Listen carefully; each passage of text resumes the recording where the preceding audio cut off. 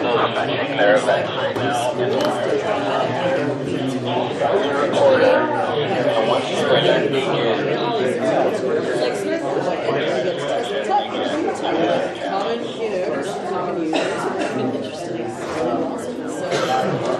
maybe someday that'll happen. I can tell people, like, hey, we can do it. I'd like to try it, you know? It's oh, you did not just tell me that. That is tempting. So I didn't see anybody else that was having the same problem.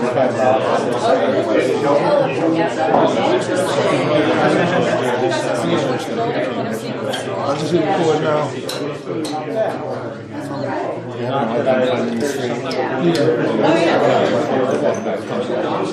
But we are, just make sure the recording starts. Yeah. Don't worry about the screens.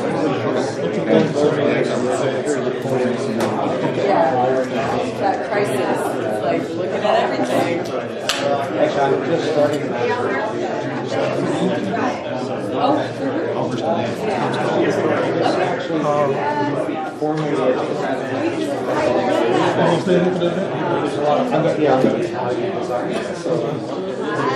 Thanks, man.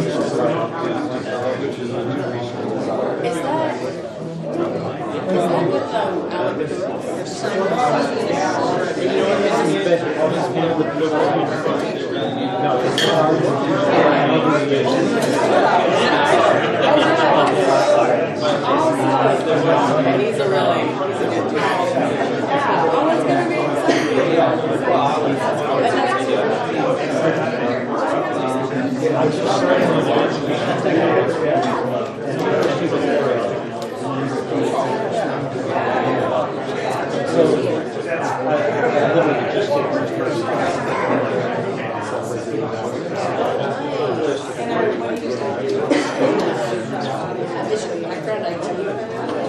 Oh, it's gonna be oh, wow.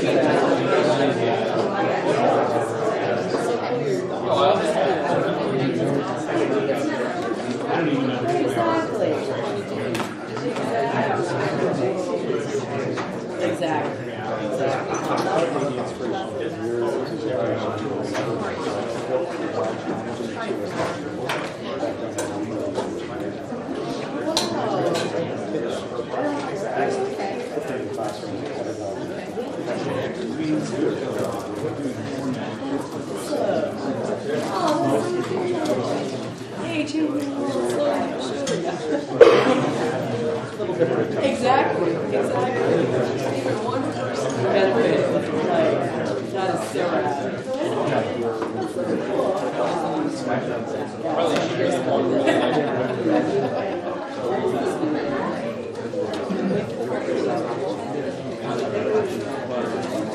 Oh, really?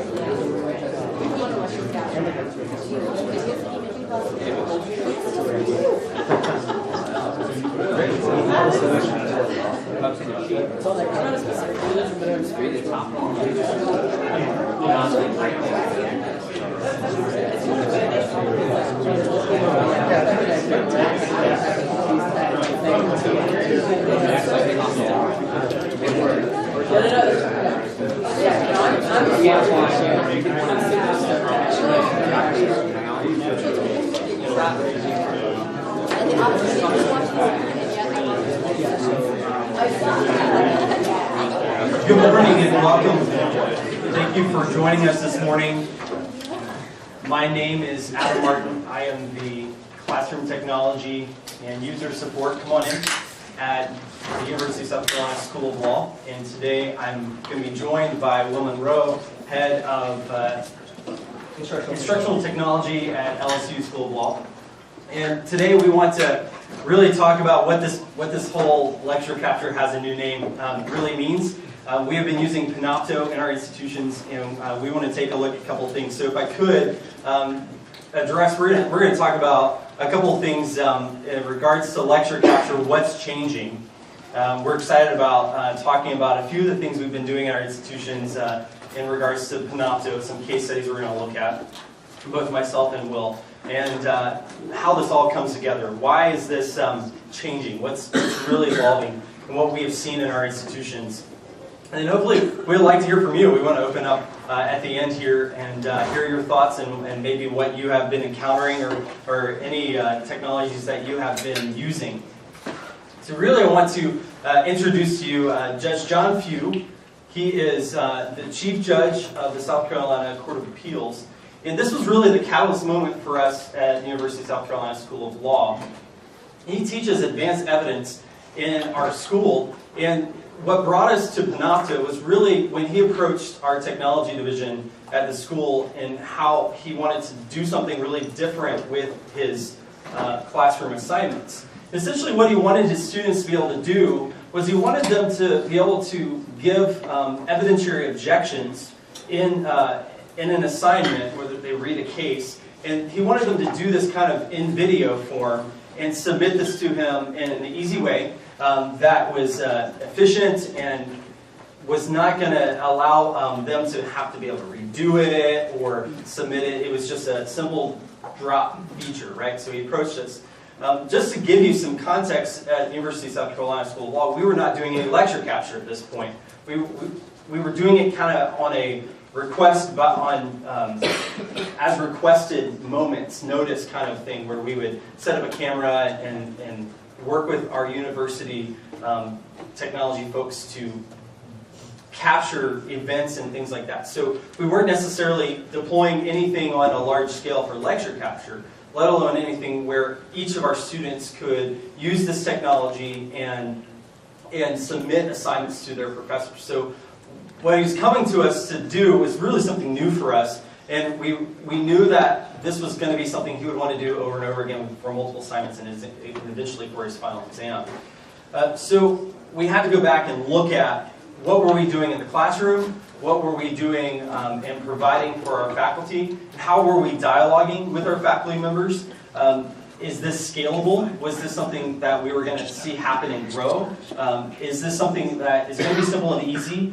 And most importantly, are we going to be able to secure these assignments? Is this something we just want to go to YouTube, or do we want to do something a little bit more in-house, structured? So we were asking those questions with Judge Few, and we landed at Panopto. There are a couple of things with Panopto that we found very helpful for us to do. We could control the granularity of how our users access their content, how they could record their content, how they could share that content, how we could secure it, and how we could watch how they used it, the statistics of how they used it. There are a lot of benefits of Panopto and how they could get the software and interact with servers and how they used their video. So what we're going to do, I want to show you a few things about how we use this, and then we're going to talk a little bit more about the specifics of Panopto and what specifically they use Panopto in these assignments. So real briefly, we know lecture capture looks something like this, right? The professor wants to capture a classroom lecture, and this delivers to Panopto. Panopto delivers this out to our students. So it's very simple. Well, this kind of just went away. We grabbed this tool, but this really wasn't what we were going to be doing with Panopto, right? Judge Few came to us, and he wasn't interested in necessarily capturing his lectures, but we found it was going to be something more like this, right? Where our students are dialoguing back and forth with Panopto and using Panopto, and then the professor was going back and forth with Panopto, vice versa. So this wasn't anything necessarily new, but yet we knew that the assignments were going to evolve and change how he interacted with the students and how the students interacted with the technology and how they delivered their video content, how they delivered what they were doing with this video content to their professor. So this is kind of really a quick diagram of how we deployed this at the school. We had portable units set up with cameras on a little cart that we would cart around. Our students have their own mobile devices. iPhone, Panopto has the iPhone mobile app, as well as now an iPad app and their laptops. And then we also have our faculty and staff have their own terminal computers and mobile devices as well. And then our classrooms, we actually did tie this into our classrooms, but that was not how we came to Panopto. We did not strictly come to Panopto for lecture capture, though Panopto is great for doing that. We came to Panopto with this need to do a little bit more with skills-based assessments and assignments. So this is if you're not familiar with Panopto, I just want to show you a few things. This is the user portal for Panopto. So everybody comes to this one portal that everybody logs in to get started. We set up their accounts. We can tie this in with their school account, or we can use this so that we can create their own accounts. We have the ability to control what shows up on this page as far as content, what we've recorded. Very, very straightforward. This is where that granularity of controlling what content is viewed. And then the search capabilities. You can search through all the slides, through all the captioned material, any annotation that's taken, that can be searched from this portal as well. So once you log in, the end user sees something kind of like this. This is an administrative account. This is actually my account. You log in, you see all your sessions, you can schedule sessions. Panopto has a couple of tools where you can schedule where recordings are taking place with the remote recorder. And then this is where everybody actually downloads the software. So this is very scalable. We can give somebody an account, they log in, they get the software, very straightforward for the Mac, for PC, and on the App Store for the iPhone and iPad. So this is kind of what it looks like, but once they are given permissions to their specific folders, they can access this from their user account. But primarily our students get in, download the software, and do their assignments. And that software kind of looks like this. This is the PC version of the software. It's really simple, very straightforward. On the left-hand side at the top, there's that record. You can check out all of your video feed and your audio feed. Make sure that's running well. Then you can select your folder. And then you can capture screen captures as well as capture PowerPoint slides. And in addition to this, what we really liked about this is we could bring in other streams from other laptops or our mobile units. So we can set up multiple cameras in a certain scenario. For example, we had events where we have a panel discussion, somebody at the podium. So we would want to set up a camera at the podium as well as facing this panel discussion. It's very easy. I'll show you some of the things that we use to do that. This is the user interface. Once you've done a recording, Panopto encodes all of this and brings us into this unified experience. The great thing about Panopto is also outsources all of the podcasts and encodes all of that for you in the back end, as well as any of the video that you want to put out there. So this is the user interface on the web. So when you browse to a video, you can see our multiple streams on the right-hand side, our primary source on the left-hand side, and several tabs that Will's going to go into more depth with the annotation, what's happening in that area as well. Other views, another stream using another mobile unit. So a couple things that we deployed at the University of South Carolina. We're somewhat limited in some of the things we can do in the walls around us and working in the facility. So we had to be a bit creative. That's an example of a mobile unit on the left-hand side there, the laptop and camera. And then we also, in the classroom, we used this microphone, great microphone called Acoustic Magic. And this captures really classroom discussions in a really amazing way. You can hear the entire room. And then we also tied into that Black Magic tool at the very bottom for capturing with Sony Handycam, which I'll have a picture of in a moment. We used that to capture and zoom and pan in special events. A couple examples of our cameras: an Epson camera, the Sony Handycam, and just a simple HD webcam has been a phenomenal device for us to just quickly get up and running in an easy way. This is an example of one of our podiums in our classrooms with the Acoustic Magic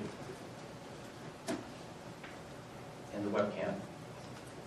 So first I want to talk about how this goes beyond just the classroom and introduce you Professor Claire Raj. She teaches interviewing, counseling, and negotiation, ICN.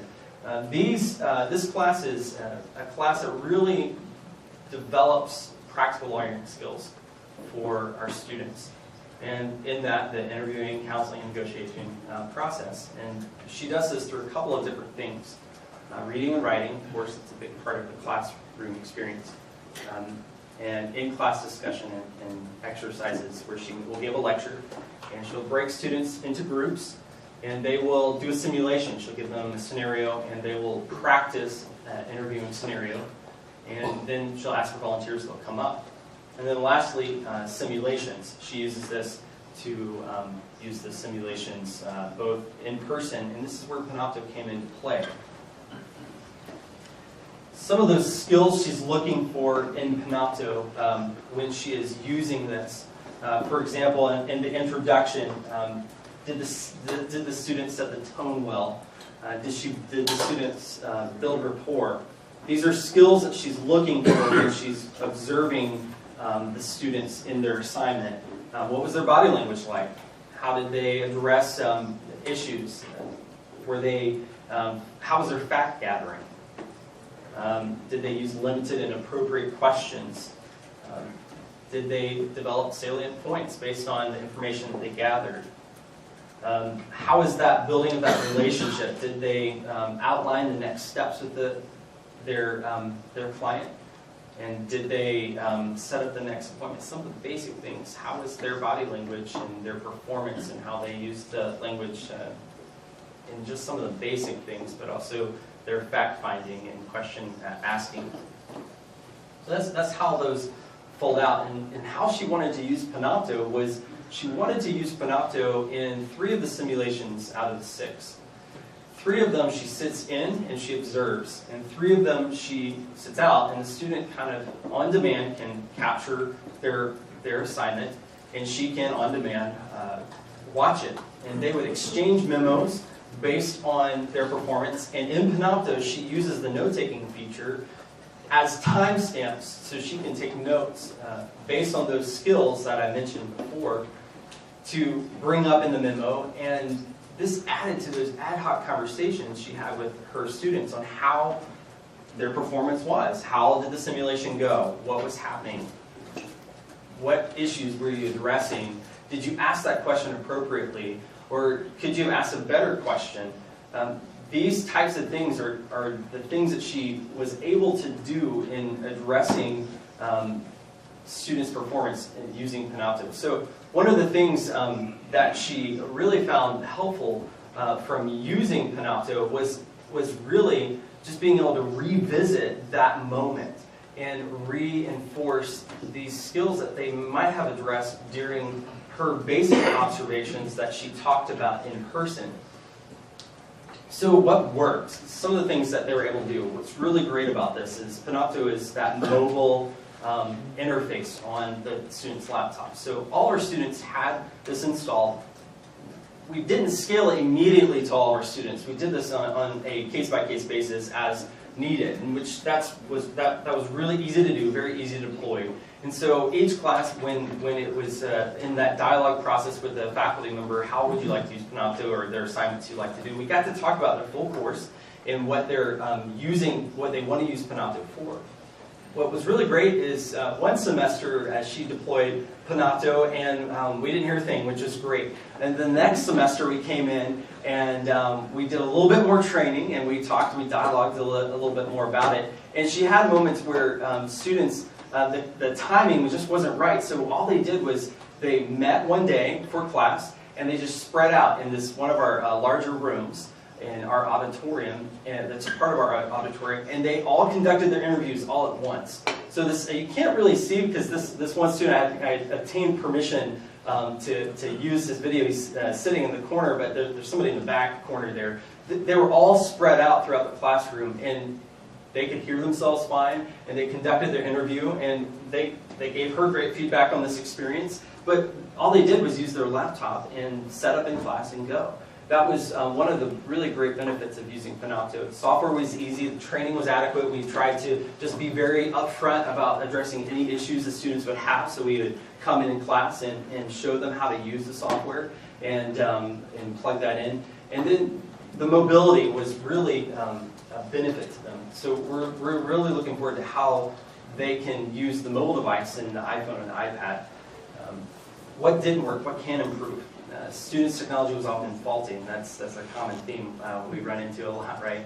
Battery life would die, or something would pop up and get in the way of the recording. They didn't hit record, or just user error, right? And they didn't bring their charger to the assignment, so their battery would die. And we talked about this kind of like bringing your pencils to class, right? You know, writing out what you need for class. That's just one of those things.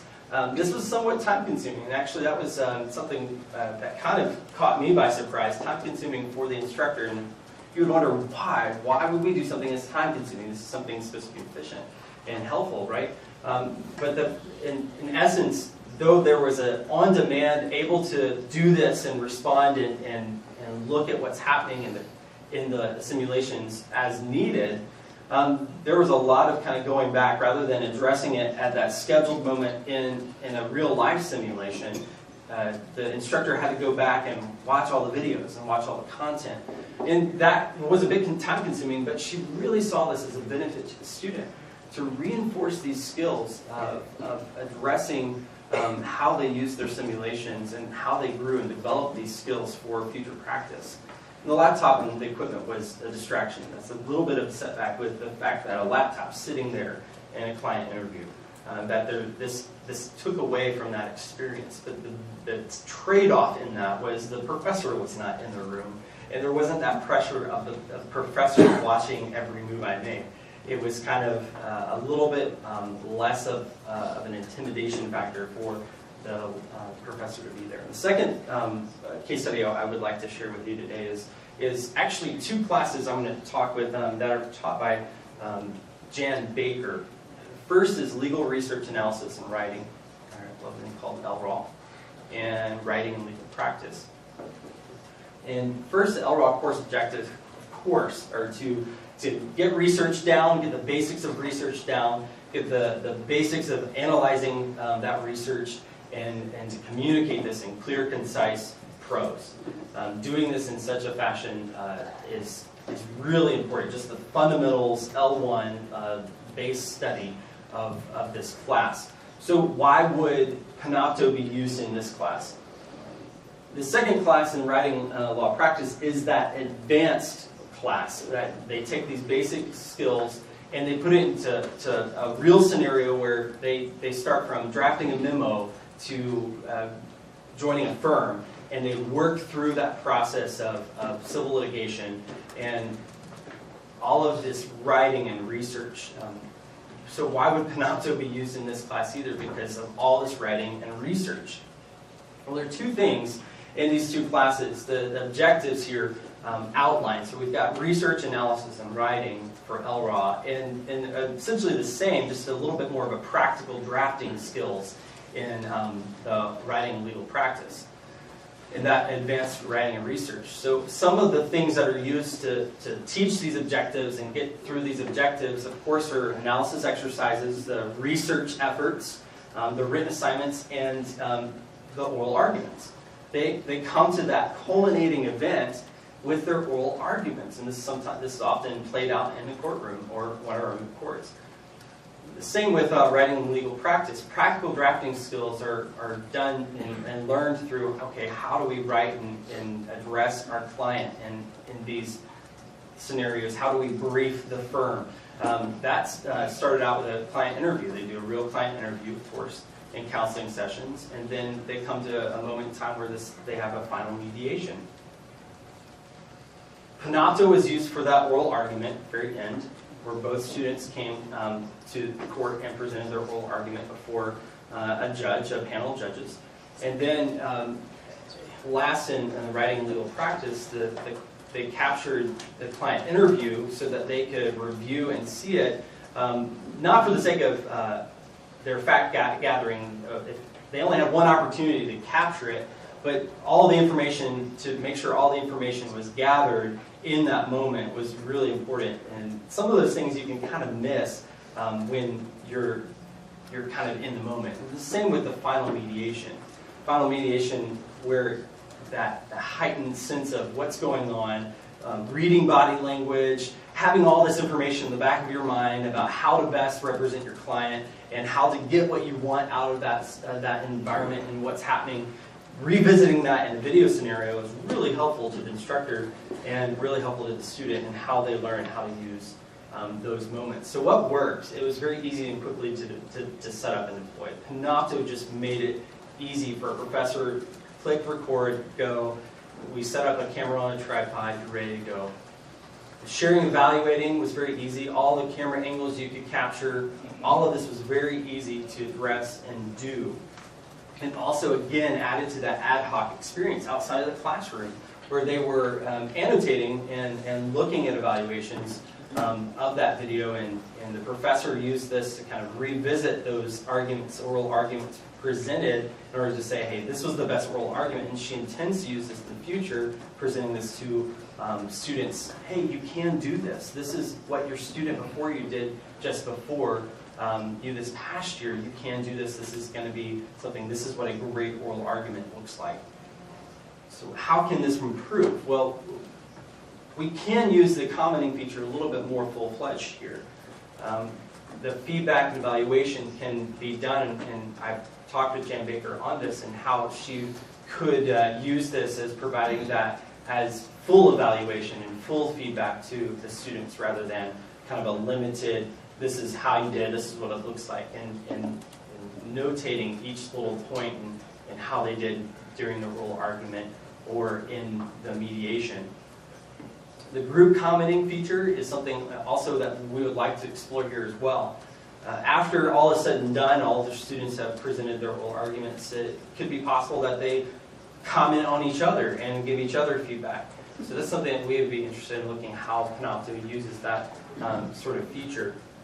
And then how she would like to use Panopto in the future is to give an opportunity to all of our students to use it with maybe a mid-semester assignment where they could come in and do a recording and see themselves kind of how they're doing before they come to that kind of that last assignment. So kind of a progressive use of Panopto in how they develop their prose in their oral arguments. So some observations that we've made over the past year, how we've used Panopto.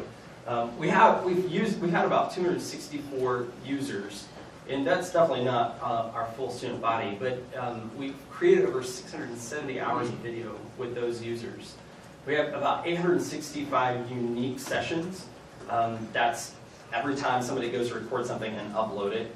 And then 150 unique categories. That means the folder where we've categorized some sort of content.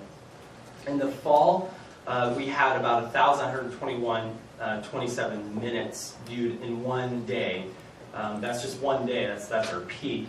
And that grew to about 3,000 minutes in one day in the spring. So we've only been using Panopto for about a year and a half now.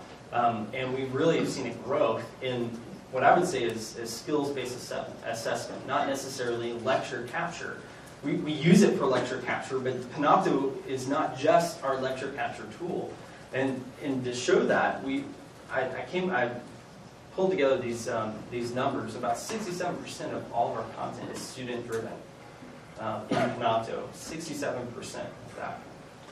That's our students are interacting with this tool in a far greater rate than anybody else in the building.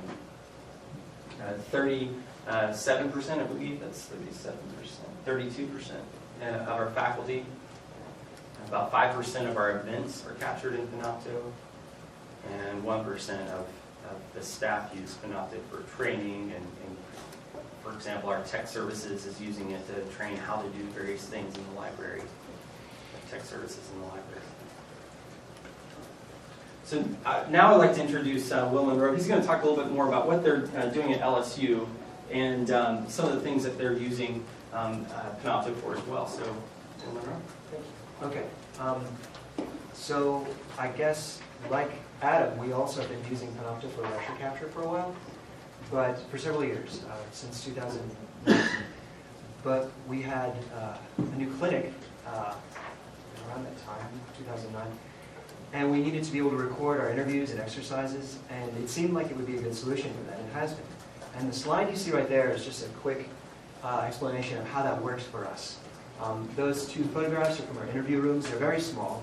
We've got 4-way table-mounted cameras, a microphone in the room, and it captures to a couple of PCs in an adjacent room, and there the Panopto client uploads the recordings to the Panopto server automatically. It takes just a few minutes, and afterwards students and faculty can view and annotate the video, which is what I'll show you. And if you care to know, the capture card we use is an Osprey 450B card, and those work generally pretty well. And when students are logging on, they're using their Active Directory authentication. That's been very convenient for us, and like Adam has been saying, that's made a big difference for us. That's easy for our students to run these recordings, to access the material, and to watch it. So the first example I'm going to talk to you about is Professor Bob Lancaster's family mediation clinic. He had a course this last fall in which there were 6 students, and his course, the objective was really to prepare students to work in some type of family mediation. And from the beginning, they were actually attending these mediations, but they weren't able to conduct these independently until they passed, until they met the standards of the Qualified Domestic Mediator statutes. And Panopto was used to help meet that. For the supporting activities, there were course readings, just like in any course. And as I said, they attended mediations from the beginning. They also viewed videos of those mediations, and I put a DVD sort of icon there because the recordings for these were very secure. Security was a big deal for these. We would never put them in Panopto. We always had to record them to one disk and keep those as the only copy. There were simulations in reflective writing, which is really the core of Panopto use, and there are also classroom discussions, which Panopto figured too. How was it used? All right, well, there was an opening statement that was very brief, and there was also a mediation of about 1 to 2 hours. Students were asked to reflect on their performance skills. Well, to reflect on the videos, both in terms of their performance skills, which were just speaking ability, nonverbal signals, this sort of thing, and the mediation skills, the theory in the class, the skills and structure, both of those. These the videos and the comments became the basis for in-class discussions. In many ways, this became a way to take all that video and collapse it down into just a few of the most meaningful parts. They could run their classes very efficiently and the classroom discussions very efficiently because of that. And Professor Lancaster asked the students to find those 2 teachable moments from their videos. And there was an emphasis on student self-evaluation and peer evaluation, perhaps more than even feedback from the professor. So there were, I mentioned performance and mediation skills. Here's what they looked like. They were worked out in the course of the class, what that meant.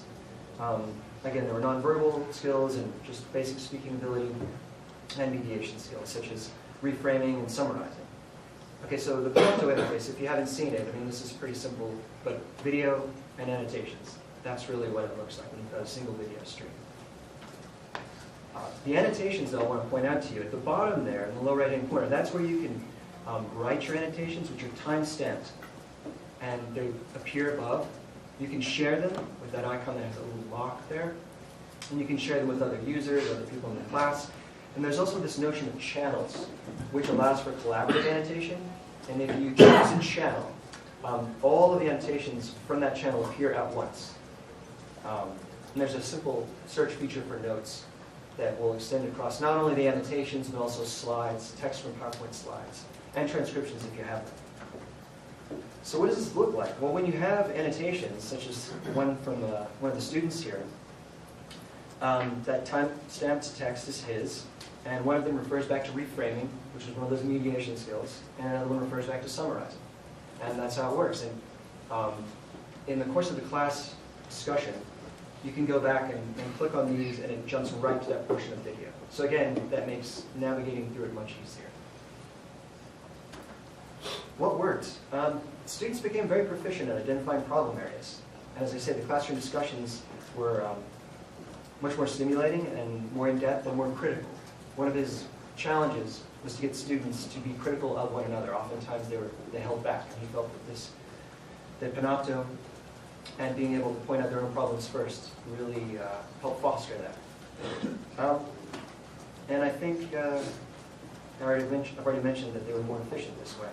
From a student point of view, I talked to several students in this class, And they liked being able to review and annotate the video. They saw things they missed this way, things they had remembered differently, things that needed correction, see what was needed to move a mediation forward. Some of them talked about it acting as a mirror for some of their nonverbal issues. And I guess the annotation task required them to pause and reflect on each part of the video and write about it. And they felt that was to their benefit, rather than just thinking back to the interview and maybe mentioning what they thought was important at the time. So can this improve? Well, Professor Lancaster wanted their comments to be more specific.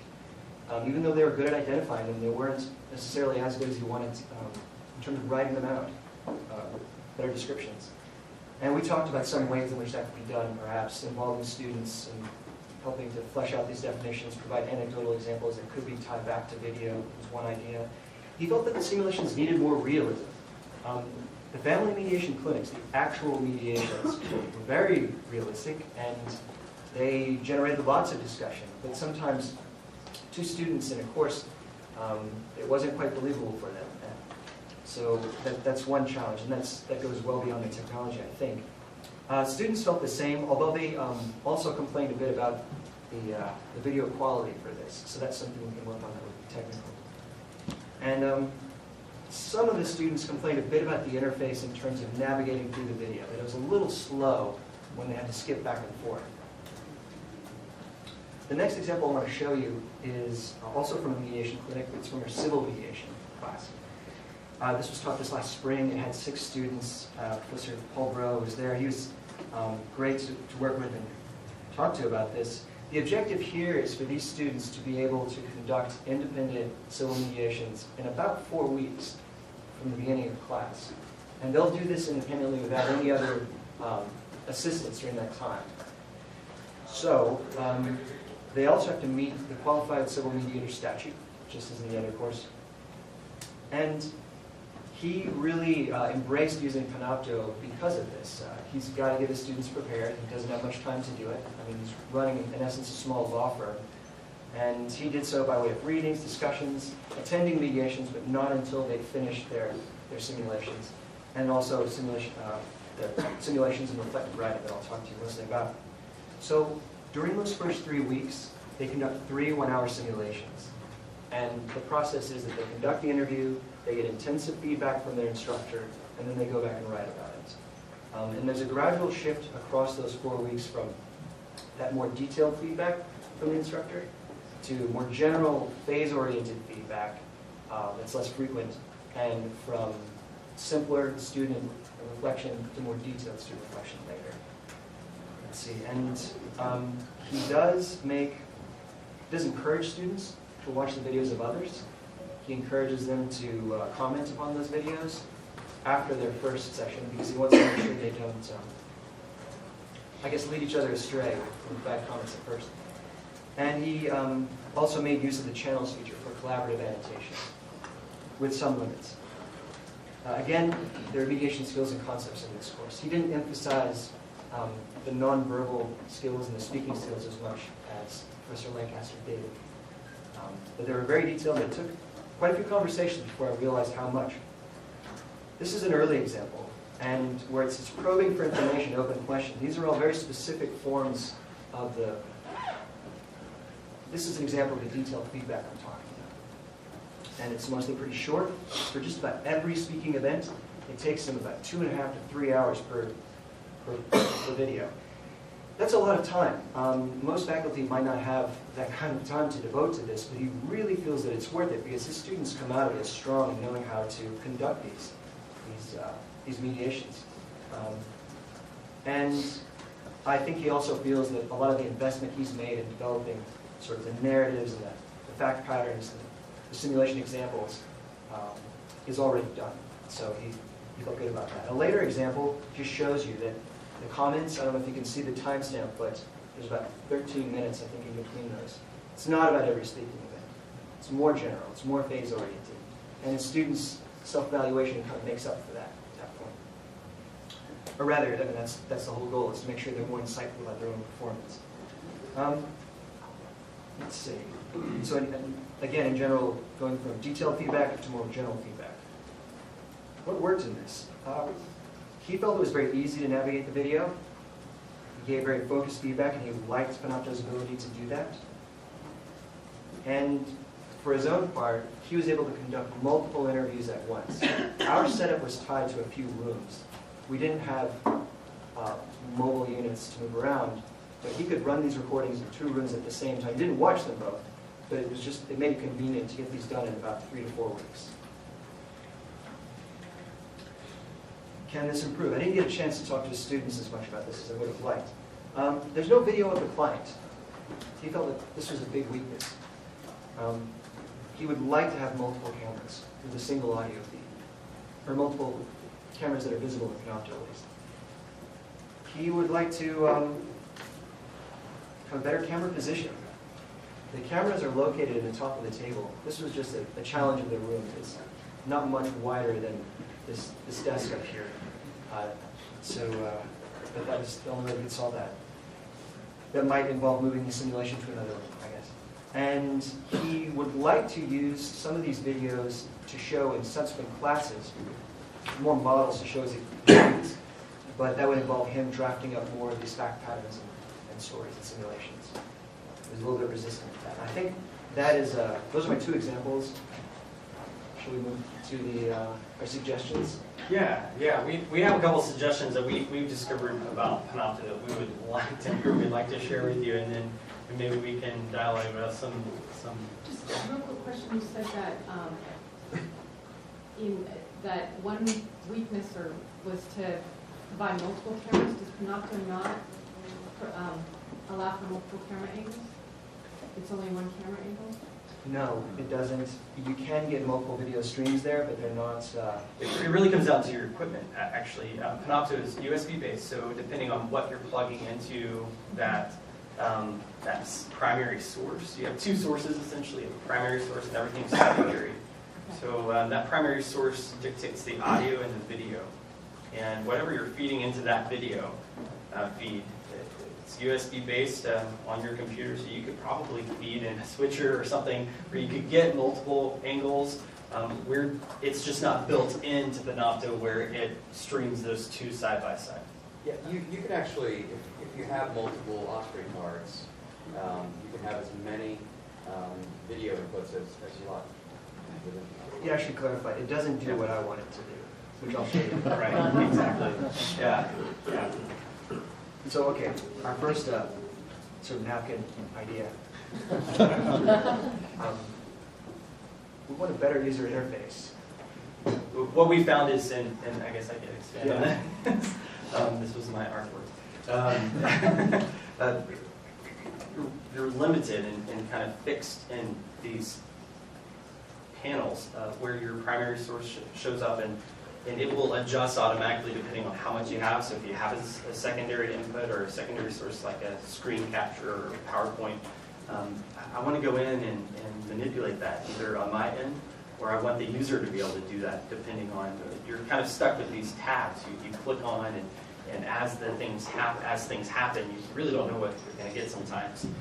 I did a brief demonstration for our school just showing Panopto and multi-camera use and how we did mobile units and everything, and I used an iPhone, and it pops up when you go back to it, but there's very little control of that user interface and what you can move and manipulate. So we would like to see Panopto do that, for sure. I think Adam's earlier point about this being student-driven, our students are interacting with this much more, and this was the case in our clinic examples too. We want to have something, I think we want to make that environment more stimulating and interesting, give them more of a chance to really manipulate the video, add text to it, things like that. How easy is it to grab the Panopto elsewhere away from the Panopto platform, like iTunes or YouTube? For publishing to YouTube? I don't know firsthand, because I haven't done that with it. You're talking to publishing to iTunes to download. The video cast and everything is encoded by Panopto, and you can tie that in with iTunes U and publish to iTunes U. I don't know if that answers your question. Just thought there was a way to grab the video and do it just to obtain local copies of videos? You can can do that with you the can do that. podcast feed, the video podcast feed. You can grab your video podcast feed that you can find the video on your system very easily.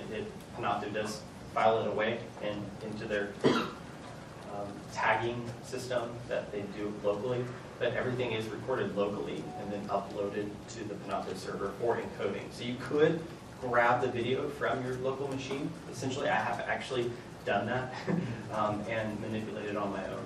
If you wanted to get it to someone else, though, who didn't have access to a local machine, though, if you give them the podcast feed, you'll end up with a single video stream of whatever's captured there. So if you only have one camera, that's pretty convenient to do, I think. And you can manipulate picture-in-picture with that as well. So that video feed can have a picture-in-picture of what other source you captured at the same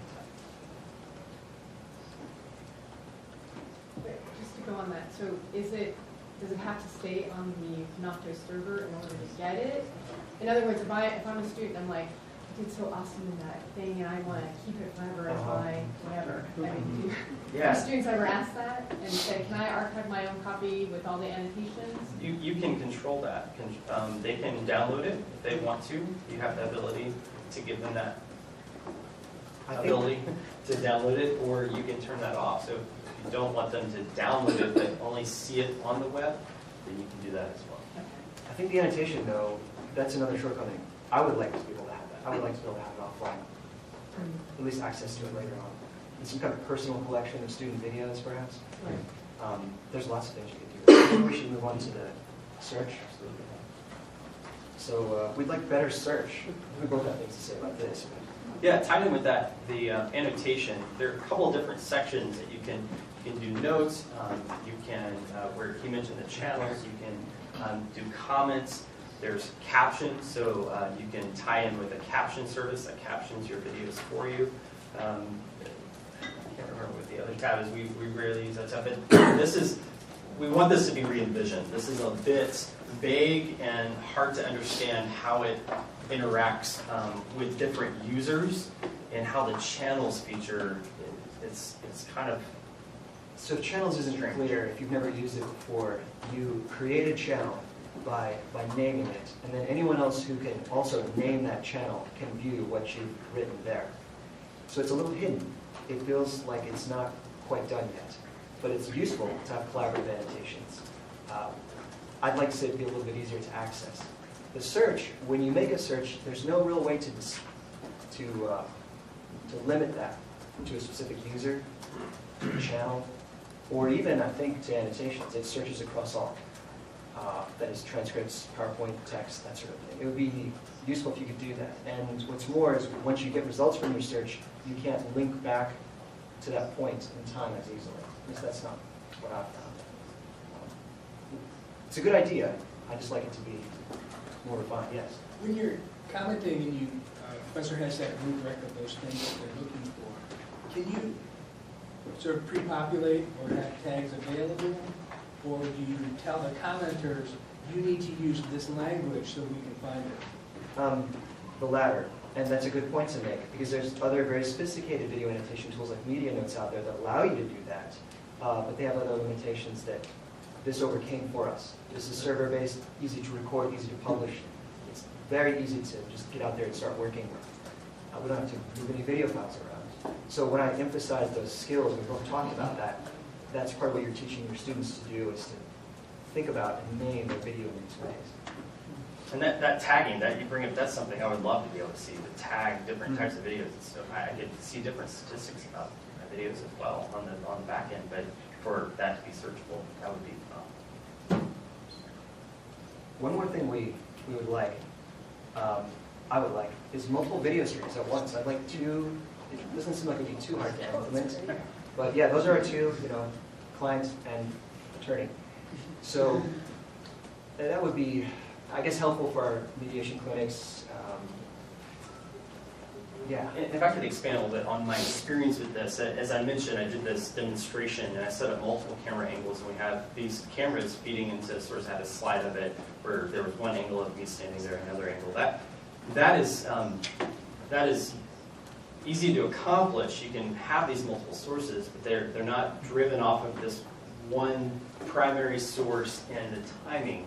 And you have to be very diligent with the timing of how you capture the frames per second and kind of fool the eye with that moment. But the timing's really hard to align and get just right. So that's why, yes, in essence, we can capture multiple video sources from other units, or even a second camera going into a secondary source into that one computer. But there still is kind of a delay there, timing-wise. So we would like to see those side by side in one stream with one audio feed, whether you're feeding into that computer from a mixer, a more advanced video system, or even just like I showed you, these webcams and Blackmagic shuttles and the Osprey.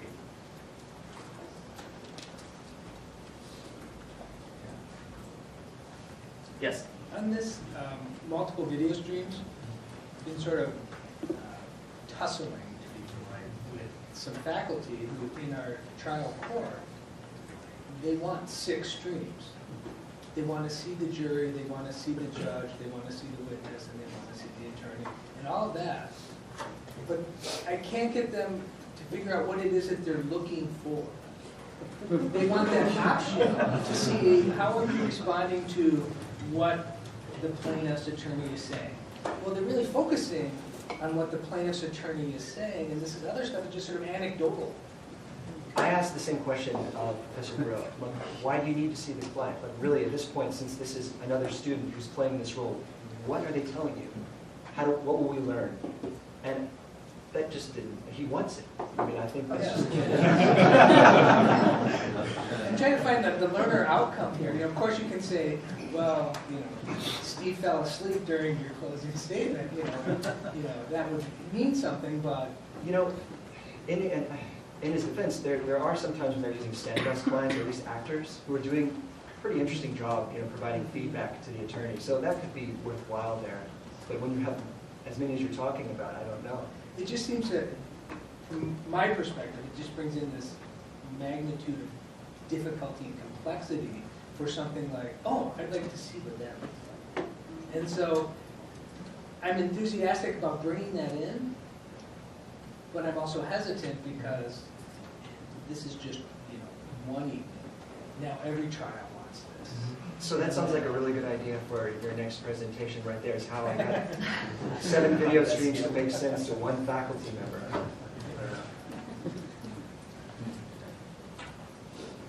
Does anyone else have any question?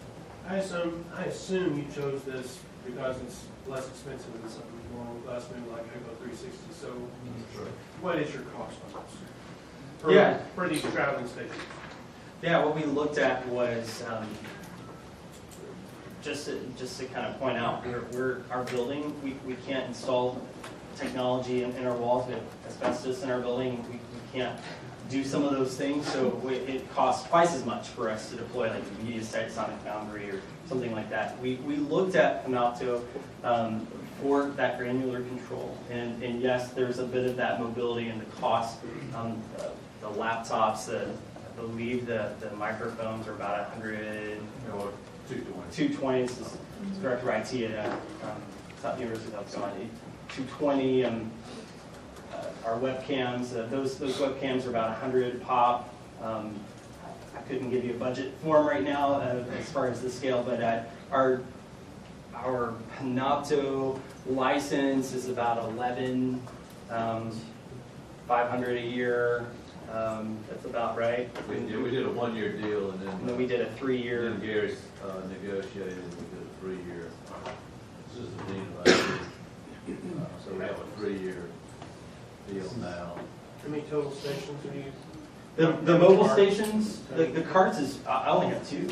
I only use 2 mobile carts, and the rest we depend on the setup in.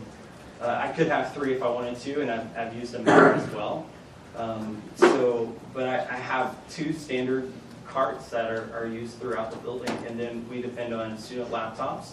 I have a couple of extra. I have about 4 cameras that students can use, HD cams, a Sony Handycam. I have 2 Blackmagic shuttles. I just got 2 of those Osprey cards in that I'm going to install in classrooms. All of our classrooms, about 14 classrooms with those acoustic microphones. So we wanted to do this to where we didn't jump in all in and outfit every classroom. The only thing we outfitted every classroom was with that microphone. And then cameras come as needed as requested. Yes? I have kind of a twofold question. First of all, I was curious, which kind of came first? Was it the need to capture lectures? And also, I mean, as you rolled this out, how did you present it to the faculty and administration? That's I guess my first question. And secondly, how did you go about tackling the issue of technophobic faculty and to acclimate? Did you just luck out with these 3 professors that happen to be fairly proficient in technology, or did you have a plan for training faculty in using this? Were there a lot of takers when you said, hey, we've got this new thing, or did you sort of use them as test models? Yeah, that's a great question. We kind of did a test run, right, when we were looking at Panopto with Judge Pugh. He approached us. He said he wanted to do this with his students, and then we said, okay, we're going to look at a couple of solutions here. And then we approached Panopto and worked with them kind of on a trial run, and then we decided to deploy it for him alone. Then in that process, we started a couple of brown bag lunches in our faculty conference room, where we invited our faculty to see this technology that we think would be really beneficial and tool in our Dean of Academic Technology dialogue with several of our key faculty members, I'd say, a little bit more tech savvy. But at the same time, we presented to all of our faculty the opportunity to see what this is all about. And in that dialogue with some of our key faculty who are really interested in doing this with their classes, that produced kind of this conversation about Panopto, that this is something new that we're doing, and we want to provide this tool for our classroom skills assessments. Judge Pugh was a huge success story for us. He used it for all of his assignments. That was a big deal. So it was really helpful to have him a part of that process. And then along came several of our other professors. I don't know if that answers your question fully, but that was kind of how this proceeded. And we're very, I won't say very new to Panopto, but we've been using it for about 1.5 years, as I mentioned, and we're seeing it grow. So we knew that this was going to be an experience of dialoguing with our faculty about their classes and how this tool is not just a new tool. It actually is impacting the learning experience of their students and helping that process. I don't know if you want to speak to that. I could just add, we'd had Panopto for quite some time when our clinic opened up, maybe a couple of years, and it was working really well. So they came in with the presumption that they were going to be using some type of digital video recording for their interviews. I think, looking back, they probably would choose a different camera setup. I don't think they liked that so much, and I don't blame them, but that was the limitation of the space we had. We had a prior video annotation application, server-based, that was very good, but eventually the company could no longer afford to support it. So we were looking for another way forward. And because Panopto had enough of the video annotation capability we wanted, we just met with them and they agreed. They're pretty willing to try things out. Yeah. I guess the only other thing, I'm just wondering how you present it to the faculty who are looking to sort of integrate that into their course plan if they've never done it before. And did you have multiple meetings, sit down, show them how it works, and then they sort of come back to you with, okay, I think I know how to put this into my course, and then you sort of collaborate on it. That's about how it worked for us. We did it like that general, this is Panopto, and this was Judge Pugh's experience. You might use it differently. You might want to use it differently, and that was part of actually my demonstration of the multi-camera. I actually posed the challenge to our faculty: how can we use this tool to better facilitate your class and your goals and objectives for your classes? And it's on a case-by-case dialogue. You know, how would you like to use this? And most of the time, faculty have approached us. I would like to use Panopto here. Can we talk about? And that's been a big part of the success for us. Yes. Yeah. Yeah, you guys mentioned earlier about the process of recording videos locally and then upload them. You guys find you have to do any maintenance at the end of the semester to clear those out, bring out space when the system's slowing down or anything like that? Good enough. I mean, it's not that burdensome usually because of the size of the video files. I mean, depending on how much video you record. But yeah, we take maintenance. You can set the different size of the video. It's very simple. It's either mid-quality or high quality. There isn't really much as far as resolution. That's probably one improvement I'd like to see. So it's not destroying the video once it uploads it, it leaves a copy there. It leaves a copy, which is a good thing. Honestly, I've had several cases where I need to go back and re-upload a video and do that. So that's definitely Mostly their claim is pretty robust against failure. It will go back and correct itself. It's a lot better than it was at the very beginning. But yeah. You talked about your mobile stations. Do you have to have a staff member wheel it in and wheel it out when you're done? Or do you leave it there and does it walk if you leave it there? Yeah, that definitely comes with the dialogue with the faculty member. Our faculty members are really great. They don't mind wheeling into their office or having a student pick it up. We actually had one of their students pick it up for us, and say it's a late event and we're not there or present. It goes longer than expected and something like that. So that dialogue with the faculty and students has been great. But so there's no client on the laptop or the web channels that they can run themselves? There is. There are two different pieces of software. There's a focus recorder, which is a little bit more full-fledged recorder that they can dialogue with where their folder is and everything. And then we have, in the classrooms, we have a remote recorder that allows us a remote management of that recorder. And we just dialogue through that one portal, log in through there, and we can see all the classrooms. If they're online, we can preview the classrooms and schedule the classrooms from that one interface. It's really, really fantastic. Well, okay. We have 2.5 minutes left. So thank you very much. Yeah, thank you for very joining much. us.